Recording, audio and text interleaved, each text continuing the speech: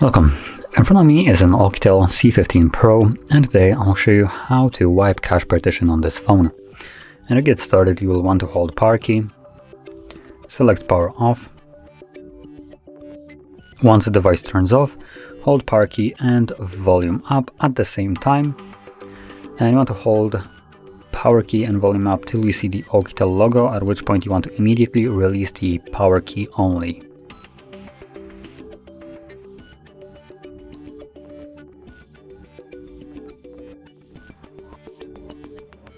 There we go. So let go of the power key, keep holding volume up, and this should take you to the recovery mode.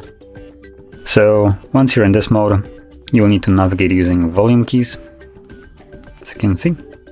And using those volume keys, you want to scroll down and select wipe cache partition, and then confirm it with power key. And select yes. And there we go. Cache wipe complete. That's all it takes. So from here, you will have reboot system all selected by default. So all you need to do now is simply press power key once more, and this will initiate the reboot of the device and take you back to Android.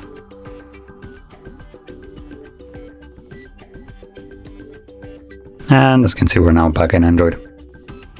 So if you found this very helpful, don't forget to hit like, subscribe, and thanks for watching.